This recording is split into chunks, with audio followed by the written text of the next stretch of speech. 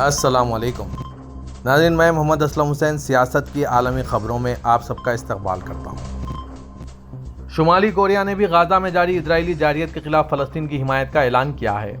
غیر ملکی ذرائع ابلاغ کے مطابق شمالی کوریا کے سربراہ کیم جونگ ان نے سوشل میڈیا پر شمالی کوریا اور فلسطین کا پرچم لگاتے ہوئے کیپشن میں لکھا کہ ہم فلسطین کے ساتھ ہیں۔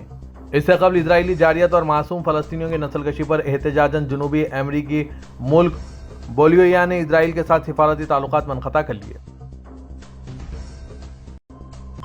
غزہ میں پھنسے غیر ملکیوں کا مصر کی رفح راہداری کے ذریعے انخلاء کا عمل شروع ہو گیا ہے۔ فرانسیسی نیوز ایجنسی AFP کے مطابق حماس کے اسرائیل پر حملے کے بعد رفح راہداری کو پہلی مرتبہ کھولا گیا۔ آج چہارشنبے کو 400 غیر ملکی اور دوہری شہریت کے حامل افراد غزہ سے نکل سکے ہیں، جن میں 90 بیمار اور زخمی بھی شامل ہیں۔ اب تک امدادی قافلے مصر سے رفح راہداری کے ذریعے غزہ میں داخل ہو رہے تھے، لیکن کسی فرد کو پار کرنے کی اجازت نہیں تھی۔ اس معاملے سے واقف ذرائع نے رویٹرز کو بتایا کہ امریکہ کے تعاون سے مصر، اسرائیل اور حماس کے درمیان قطر کی ثالثی میں معاہدہ پایا گیا تھا، جس کے تحت غیر ملکی پاسپورٹ رکھنے والوں اور کچھ شدید زخمی افراد کو غزہ سے نکلنے کی اجازت دی گئی۔ تاہم یہ نہیں واضح کیا گیا کہ ان افراد کے انخلاء کے لیے رفح راہداری کب تک کھلی رہے گی۔ ذرائع کے مطابق یہ معاہدہ حماس کے ہاتھوں یرغمال بنائے گئے افراد یا غزہ میں امدادی سامان پہنچانے سے متعلق معاملات سے منسلک نہیں ہے۔ جنگ کے دوران قیادت نہیں بدلی جاتی کے خیال کی نفی کرتے ہوئے کئی سرکردہ اسرائیلی لیڈرز نے وزیر اعظم اسرائیل بنیامین نتن یاہو کی جلد سے جلد برطرفی کا مطالبہ کیا ہے تاکہ نقصانات مزید نہ ہو سکے۔ انہوں نے کہا کہ 7 اکتوبر کو غزہ سے حماس کا غیر معمولی حملہ روکنے میں حکومت کی ناکامی کے مد نظر نتن یاہو کو مستعفی ہو جانا چاہیے۔ کئی لیڈرز نے ذمہ داری قبول کرنے سے انکار پر وزیر اعظم کو سخت تنقید کا نشانہ بنایا۔ انہوں نے کہا کہ نتن یاہو قیادت کے اہل نہیں ہیں اور انہیں جانا چاہیے۔ کئی سیکیورٹی سربراہوں نے بڑی ناکامی کی ذمہ داری قبول کی ہے، لیکن طویل عرصے سے وزارت عظمیٰ پر فائز نتن یاہو نے کوئی بھی ذمہ داری قبول نہیں کی۔ جاریہ جنگ نے مقامی معیشت کو شدید متاثر کیا ہے۔ میڈیا رپورٹس میں کہا گیا ہے کہ حکومت کا خرچ روزانہ تقریباً 246 ملین امریکی ڈالر ہو گیا ہے۔ اسرائیلی کرنسی کی قدر بھی گھٹ گئی ہے، پہلے کئی سالوں میں ایسا نہیں ہوا تھا۔ فلسطینی محکمہ صحت کے حکام کا کہنا ہے کہ شمالی غزہ کے گنجان آباد پناہ گزین کیمپ کو اسرائیلی فضائی حملوں میں نشانہ بنایا گیا، جن میں کم از کم 50 افراد شہید ہو گئے۔ اسرائیلی وزیر اعظم بنیامین نتن یاہو نے تغذیہ، ادویہ، پینے کے پانی اور ایندھن کی شدید قلت کے شکار شہریوں کو ہنگامی امداد کی فراہمی کو ممکن بنانے کے لیے جنگ روکنے کے بین الاقوامی مطالبے کو بھی مسترد کر دیا ہے۔ غزہ میں انڈونیشین ہسپتال کے حکام کا کہنا ہے کہ شمالی غزہ میں فضائی حملے ہو رہے ہیں۔ جہالیہ کیمپ کے وسط میں واقع رہائشی مکانات کو نشانہ بنایا گیا، جس سے 50 سے زائد فلسطینی ہلاک اور 150 زخمی ہو گئے ہیں۔ اسرائیلی فوج کی جانب سے فوری طور پر کوئی رد عمل سامنے نہیں آیا۔ اس نے حماس پر سویلین عمارتوں کو جنگجوؤں، کمانڈروں اور ہتھیاروں کے لیے استعمال کرنے کا الزام لگایا ہے، تاہم حماس نے ان الزامات کی تردید کی ہے۔ امریکی ملک بولیویا نے اسرائیل پر غزہ میں انسانیت کے خلاف جرائم کا الزام لگاتے ہوئے اس کے ساتھ سفارتی تعلقات ختم کر دیے ہیں، جبکہ چلی اور کولمبیا نے اپنے سفیر واپس بلانے کا اعلان کر دیا ہے۔ امریکی نیوز ایجنسی ایسوسیٹ پریس کے مطابق بولیویا کے ڈپٹی وزیر داخلہ فریڈی مامانی نے ایک نیوز کانفرنس میں کہا کہ بولیویا نے غزہ کی پٹی میں ہو رہے جارحانہ اور غیر متناسب اسرائیلی فوجی حملے کی مذمت میں ریاست اسرائیل کے ساتھ سفارتی تعلقات توڑنے کا فیصلہ کیا ہے۔ جنوبی امریکہ کے ایک اور ملک چلی کے وزارت خارجہ نے بھی ایک بیان میں کہا ہے کہ اسرائیل کی غزہ میں ناقابل قبول بین الاقوامی انسانی حقوق کی خلاف ورزیوں پر اپنے سفیر کو اسرائیل سے واپس بلا لیا ہے۔ فلسطین کی مزاحمتی تنظیم حماس نے کہا ہے کہ ہمارا دفاعی آپریشن جاری ہے اور ابھی تو صرف شروعات ہے، ہمیں ابھی بہت کچھ کرنا ہے۔ غزہ کو اسرائیلی ظالموں کا قبرستان بنا دیں گے۔ غیر ملکی میڈیا کے مطابق حماس کے مجاہدین گروپ کے القسام بریگیڈ کے ترجمان ابو عبیدہ نے مسجد اقصیٰ کے دفاع کا اعادہ کرتے ہوئے مسلم امہ سے مطالبہ کیا کہ وہ موقع سے فائدہ اٹھائیں اور اس جنگ میں شامل ہو جائیں۔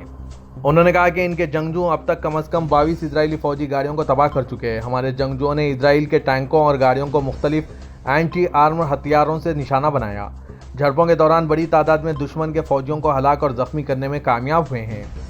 ابو عبیدہ نے کہا کہ دشمن کے اہداف پر حملہ کرنے کے لیے کم فاصلے تک مارنے والے میزائل بھی استعمال کیے گئے ہیں۔ اس جنگ میں اسرائیل گھٹنے ٹیکے گا اور یہ نتن یاہو کے خاتمے کا باعث بنے گی۔ غزہ میں اسرائیلی جارحیت کو روکنے میں ناکامی پر اقوام متحدہ کے اعلیٰ عہدیدار کریگ مغویر مستعفی ہو گئے۔ غیر ملکی میڈیا رپورٹس کے مطابق غزہ میں اسرائیلی جارحیت کو روکنے میں ناکامی پر اقوام متحدہ کے انسانی حقوق کمیشن کے نیو یارک آفس کے سربراہ کریگ مغویر نے استعفیٰ دے دیا ہے۔ کریگ نے جنیوا میں ہائی کمشنر برائے انسانی حقوق کے نام خط بھی لکھا ہے، جس میں ان کا کہنا ہے کہ غزہ میں جو ہو رہا ہے وہ ہر لحاظ سے نسل کشی ہے۔ کریگ نے مزید لکھا کہ حد یہ ہے کہ امریکہ، برطانیہ اور بیشتر یورپی ممالک اس خوفناک حملے میں برابر کے شریک ہیں۔ یہ حکومتیں جنیوا کنونشن کا احترام کرنے کی اپنی ذمہ داریاں نبھانے سے انکار کر رہی ہے۔ سابق امریکی وزیر خارجہ ہلری کلنٹن نے کہا ہے کہ غزہ میں جنگ بندی ممکن نہیں ہے، کیونکہ کوئی بھی جنگ بندی حماس کے لیے تحفہ ثابت ہوگی اور اسے جنگ بندی کی مدت کے دوران اپنے ہتھیاروں کو دوبارہ فعال بنانے کے قابل بنا دے گی۔ ہلری کلنٹن نے یہ تبصرہ رائس یونیورسٹی کے بیکر انسٹی ٹیوٹ کالا میں پینل ڈسکشن کے دوران کیا۔ ہلری نے مزید کہا کہ جو لوگ اب جنگ بندی کا مطالبہ کر رہے ہیں وہ حماس کو نہیں سمجھتے، یہ ممکن نہیں ہے۔ یہ حماس کے لیے ایک ایسا تحفہ ہوگا کیونکہ وہ جنگ بندی کا وقت اپنے ہتھیاروں کی مرمت میں صرف کریں گے، اپنی پوزیشنیں مضبوط بنائیں گے تاکہ اسرائیلیوں کے ممکنہ حملے کو روک سکیں۔ ہلری کلنٹن نے یہ تبصرے اس روز کیے جب اقوام متحدہ کی جنرل اسمبلی نے غزہ میں انسانی جنگ بندی کے حق میں 122 ووٹوں کی حمایت سے قرارداد منظور کی تھی۔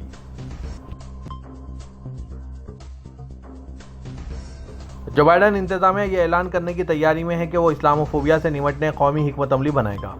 مسلم امریکن کمیونٹی کے کئی لوگوں نے جو بائیڈن حکومت پر غزہ میں اسرائیل کے حملے کی تائید کے لیے شبہات کا اظہار کیا ہے۔ وائٹ ہاؤس کا اعلان اسی ہفتے ہونے والا تھا، لیکن اس میں تاخیر ہوئی۔ جو بائیڈن نے مسلم رہنماؤں سے ملاقات کی تھی۔ جانکاری رکھنے والے 3 افراد میں 2 کا کہنا ہے کہ تاخیر اس لیے ہو رہی ہے کہ مسلم امریکن کمیونٹی نے تشویش ظاہر کی کہ اسرائیل کے فوجی حملے کی بھرپور تائید کے بعد جو بائیڈن انتظامیہ کی ساکھ مشتبہ ہے۔ اسلاموفوبیا کے خلاف حکمت عملی کئی ماہ سے متوقع تھی۔ جو بائیڈن انتظامیہ نے جاریہ سال مئی میں مسلمانوں سے نفرت کی روک تھام کے لیے قومی حکمت عملی کا اعلان کیا تھا۔ ایران کے سپریم لیڈر آیت اللہ خامنہ ای نے مسلم ممالک سے مطالبہ کیا ہے کہ وہ اسرائیل کو تیل اور خوراک کی برآمدات روک دیں۔ غیر ملکی خبر رساں ایجنسی کے مطابق دارالحکومت تہران میں طلبہ کے ایک گروپ سے گفتگو کے دوران آیت اللہ خامنہ ای نے کہا کہ غزہ میں فوری طور پر بمباری روکی جائے اور صہیونی ریاست کو تیل اور خوراک کی برآمدات بھی روک دینی چاہیے۔ ایران کے روحانی پیشوا نے مزید کہا کہ فلسطینیوں کے خلاف اسرائیل کے جنگی جرائم میں امریکہ بھی شریک جرم ہے۔ انہوں نے کہا کہ اسلامی دنیا کو اس وقت غزہ کے مسئلے کو ہرگز نہیں بھولنا چاہیے جہاں امریکہ، برطانیہ اور فرانس مظلوموں کے خلاف کھڑے ہیں۔ آیت اللہ خامنہ ای نے کہا کہ فلسطین کے مزاحمت کاروں کو دہشت گرد قرار دینا مغرب کا شرمناک عمل ہے۔ واضح ہے کہ مسلم ممالک خاموش تماشائی بنے ہوئے ہیں، سوائے مذمت کے کچھ اور نہیں کر رہے ہیں۔ دوسری طرف امریکی ممالک بیلیویا اور دوسرے ملک اسرائیل کے ساتھ تعلقات منقطع کر رہے ہیں۔ مکہ مکرمہ میں واقع مسلمانوں کے سب سے مقدس مقام مسجد حرم کے ایک اور دروازے باب الفتح کے مینار پر سنہرے رنگ کا ہلال نصب کر دیا گیا ہے۔ عرب میڈیا کے مطابق باب الفتح کے مینار پر نصب کیا جانے والا سنہرے رنگ کا ہلال مسجد کے میناروں پر نصب مجموعی طور پر 13واں اور آخری ہلال ہے، جو 130 میٹر بلند مینار پر نصب کیا گیا ہے، جبکہ اس کی اونچائی 9 میٹر اور اس کا اسٹینڈ 9 میٹر چوڑا ہے۔ سعودی عرب میں کام کرنے والے بینکوں کا ماہانہ منافع تاریخ میں دوسری بار 7 ارب ریال کی حد عبور کر گیا ہے۔ الاقتصادیہ کے مطابق سعودی سینٹرل بینک نے بتایا ہے کہ اس سال سپٹمبر میں 7 ارب ریال کا منافع ہوا، جبکہ 2022 کے سپٹمبر میں 5.5 ارب ریال کا منافع ہوا تھا۔ سامع کے جاری کردہ اعداد و شمار کے مطابق سعودی عرب میں کام کرنے والے ملکی اور غیر ملکی بینکوں کو سال رواں کے ابتدائی میں 9 ماہ کے دوران 58 ارب ریال کا منافع ہوا، جو 2022 کے ابتدائی 9 ماہ کے مقابلے میں 13% زیادہ ہے۔ صدر ترکی رجب طیب اردوغان نے دارالحکومت انقرہ کے صدارتی محل میں لیبیا کے سپریم اسٹیٹ کونسل کے صدر محمد ٹیکالے کا خیر مقدم کیا ہے۔ اس موقع پر ترکیہ کی قومی اسمبلی کے اسپیکر نومان قرتلمش بھی موجود تھے۔ دونوں صدوروں نے دنیا کی بدلتی صورتحال پر تبادلہ خیال کیا۔ حکومت پاکستان کی طرف سے غیر قانونی طور پر مقیم غیر ملکیوں کو دی گئی انخلاء کی مہلت ختم ہونے کے بعد قانونی کارروائی کا آغاز کر دیا گیا ہے، جبکہ وزارت داخلہ نے کہا ہے کہ ان کی جائیدادیں ضبط کی جا سکتی ہے۔ رضاکارانہ وطن واپسی کے لیے 31 اکتوبر تک دی گئی مہلت ختم ہونے کے بعد مختلف صوبوں میں غیر قانونی طور پر مقیم افغان شہریوں کو ڈیپورٹ کرنے کا مرحلہ شروع ہو گیا ہے، جبکہ گرفتار کر کے ہولڈنگ پوائنٹس میں ٹھہرایا جا رہا ہے۔ 4 شنبے کو وزارت داخلہ نے اس معاملے پر چند سوالوں کے تفصیلی جوابات جاری کیے ہیں، جن میں غیر قانونی طور پر مقیم افراد کے حوالے سے واضح کیا گیا ہے۔ ایک سوال کے جواب میں کیا رضاکارانہ طور پر آبائی ملک جانے والوں کے کاروبار، جائیدادیں اور گاڑیاں ضبط کر لی جائیں گی؟ وزارت داخلہ نے کہا کہ غیر قانونی غیر ملکی جو کاروبار میں ملوث ہیں انہوں نے اس طرح کی غیر قانونی سرگرمی اپنی ذمہ داری پر کی ہے۔ ایسے تمام جائیدادوں کو قانونی جانچ پڑتال کا سامنا کرنا پڑ سکتا ہے۔